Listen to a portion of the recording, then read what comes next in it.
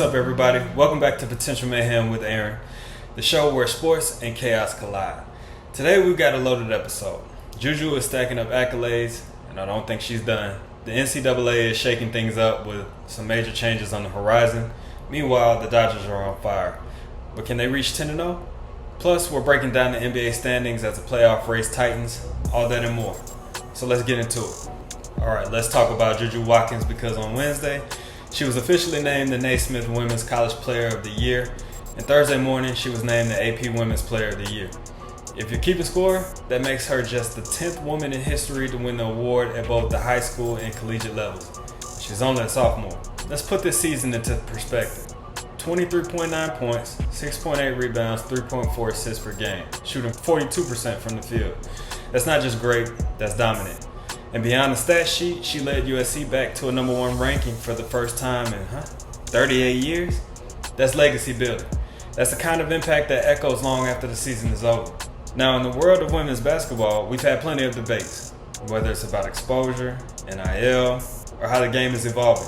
But one thing that is not up for debate, Juju Watkins' greatness. She's the real deal. She's been doing it in an era when the spotlight on women's hoops has never been brighter. We're watching history unfold in real time. So what's next for Juju? She's got the accolades, the game, and the poise. If she keeps this trajectory, we're not just talking about a great college career. We're looking at a player who could redefine the game at the next level too. The future of women's basketball is in good hands, and right now, Juju Watkins is holding the torch. Alright, coming up next, we're diving into the NCAA's upcoming changes because big shifts are on the horizon. Stick around. Alright, let's get into it because college sports as we know it are about to change again. And it's all happening in real time. Coming off of a Sweet 16 loss, Notre Dame star guard Olivia Miles made waves with her announcement. Not only is she skipping the WNBA draft, but she's also entering the transfer portal. Now, if she just decided to run it back with Notre Dame, that would make sense. Unfinished business, the bad taste of a Sweet 16 exit, or even concerns about her draft stock. Those are all understandable. But the transfer portal, that raises some questions about what's really going on in South Bend. Notre Dame had sky-high expectations this season. They came to LA, took down our Trojans, beat Texas, beat UConn, and held the number 1 ranking at one point. So what changed? Was this a personal decision? Maybe the staff already recruited her replacement, anticipating her leaving for the WNBA. Or maybe staying in college makes more sense financially, right? Think about it. The WNBA is gearing up for new CBA negotiations, which could have major implications for player salaries and revenue sharing. And as it stands today, top-tier college players, especially those with strong NIL deals, can actually earn more in college than in the WNBA. So when you factor in the transfer portal and potential bidding wars between top programs, it's not shocking that a player of Miles' caliber would explore her options. But let's zoom out for a second, because on April 7th, the NCAA is expected to approve a measure allowing Power 5 schools to pay student athletes up to $20.5 million per school. Read that again. For the first time ever, schools will be able to directly compensate athletes, officially shedding the so-called amateur label that the NCAA has clung to for decades. Now, if you follow college sports for any length of time, you know this has been a long time coming. We've seen players lose accolades, schools get sanctioned, and programs get investigated, all because athletes dare to make money off their own talent. And in 2025, we're about to see a complete reversal. And honestly, it's about time. But here's where things could get even more complicated. During the college football playoff, I raised the question, how do you control the NIL money being thrown around? How do you prevent schools from unfairly using unlimited funds purely as recruiting tools? The NCAA is saying they're going to put limits in place, but let's be real. Money has always been moving behind the scenes. The only difference now is it will be legal. And here's the real question. How will this affect rosters and player development? Once upon a time, the goal was to get to the pros as fast as possible. If you were a top player, you were out after a year or two. It was believed that this weakened the professional game because young players weren't fully developed. But now, if players can make 6 or 7 figures while staying in college, does that shift the power dynamic? Do we see fewer early draft entrants? Does it ultimately help the game by keeping talent in school longer? Or does it create a bottleneck where younger players don't get developed properly because veterans are sticking around too long? Those are the questions we're going to have to answer as we enter into this new era of college sports. But one thing is for sure, things will never be the same again. Whether you think this is great for the game or a potential disaster, one thing's clear, the NCAA is finally catching up to reality. So if you're a basketball fan, you saw this coming, and rightfully so. Carmelo Anthony, one of the greatest scorers the game has ever seen, is officially heading to the Hall of Fame. I caught this news from a post on Cayenne Anthony's story, Carmelo's son, and according to Shams, who's been 30 for 30 with breaking news lately, Melo has been notified that he's been part of the Naismith Basketball Hall of Fame class of 2025. And first things first, let's give this man his congratulations. Well deserved. Let's be real, they got this correct. First ballot lock. From the moment he stepped on the court at Syracuse, you knew Melo was different. One season was all he needed to lead the Orange Men to a national title as a freshman. Then he goes third overall in the legendary 2003 NBA draft and puts together a career that speaks for itself. 22.5 points, 6.2 rebounds, 2.7 assists per game over 19 seasons. 10-time All-Star, 6-time All-NBA selection, and one of the most prolific scorers in league history. But beyond the NBA stats, Melo might be the most decorated American men's basketball player when it comes to international competition. 3 Olympic gold medals. Nobody's done it better in the red, white, and blue. When Team USA needed a bucket, they called Melo. And let's not forget, he's still the all-time leading scorer in USA basketball history.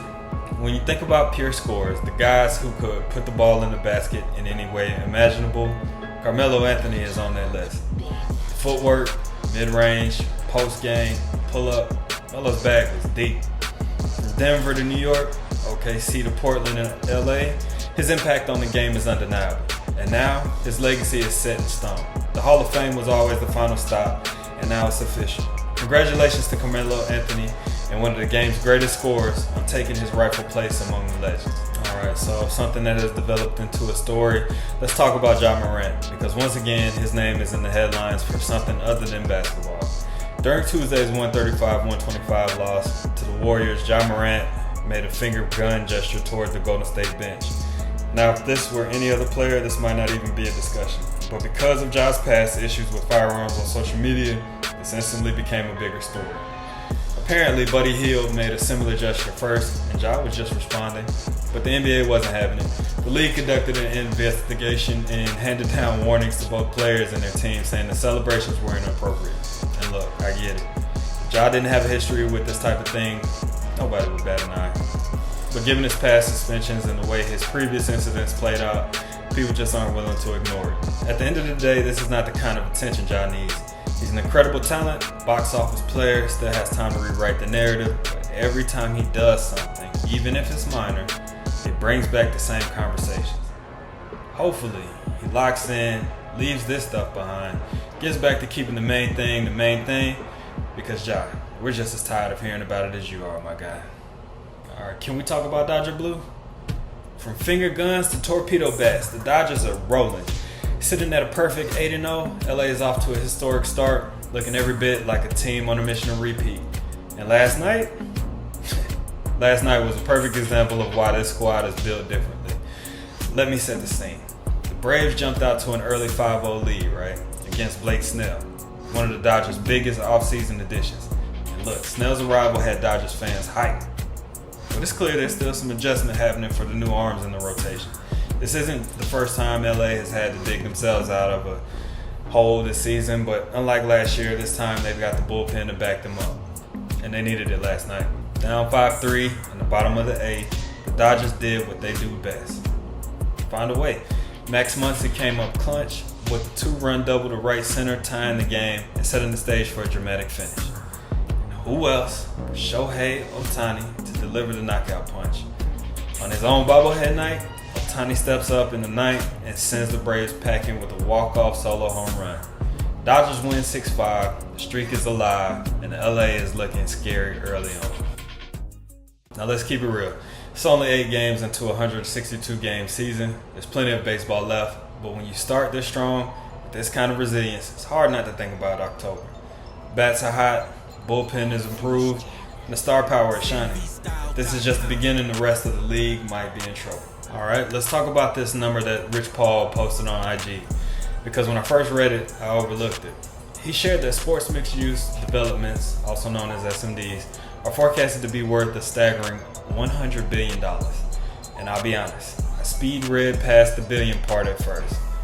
My mind was still on stadium naming rights deals where teams are pulling in around $630 million for partnerships such as SoFi.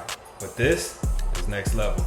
According to Forbes, 40 venue leases across the NFL, NBA, MLB, NHL, and MLS are set to expire between 2030 and 2039. And the belief is that many of these teams will look to incorporate S&Ds into their next stadium or arena projects. And when you really break it down, it makes sense. This isn't just about upgrading a stadium, it's about creating an entire community around it. I mean, look at what the Braves did. They left their longtime home in downtown Atlanta and moved out to Battery Park in Cobb County. At the time, there was some talk about how some ticket holders were treated while traveling to and from the old stadium. But now, the Braves have built an ecosystem around their ballpark. You don't just go to the game, you go to the restaurants, bars, shops, hotels. Everything is part of the experience. And all of that generates revenue beyond ticket sales. That's exactly what these S&Ds are doing. Creating mini sports districts instead of just having a standalone arena surrounded by neighborhoods that don't necessarily match the sports energy. Imagine going to a game where the entire area is built around the fan experience. That's why this $100 billion forecast isn't crazy. It's the future of sports business. Big news out of Philly. Joel Embiid is set to undergo arthroscopic knee surgery next week. Sixers have spent their last few weeks exploring their options, and ultimately surgery was deemed the best move. The plan now is to reevaluate his knee in 6 weeks, which means his status moving forward is still uncertain. And as if that wasn't enough, Tyrese Maxey, who's been out, also has been shut down for the remainder of the season. Hopefully Embiid makes a full recovery, gets back to 100%, and Philly can come back reloaded and ready for a real run in 2025. This season had a lot of promise, but injuries took center stage. Now all eyes are on the Sixers offseason moves and Embiid's recovery timeline. We'll see if they can bounce back next year. Alright, we're closing in on the end of the regular season and the NBA playoff picture is starting to take shape. In the East, Boston and Cleveland, the West, Houston, they've all clinched their divisions. New York, Indiana have also locked in playoff spots, while the fight for seeding is still in full swing. Out West, OKC has officially locked down the conference, but there's still a whole lot left to be sorted out. Let's start with the Eastern Conference. Right now, Detroit and Milwaukee are battling for that 5th seed, which would set up a first-round matchup against Indiana. But here's where it gets interesting.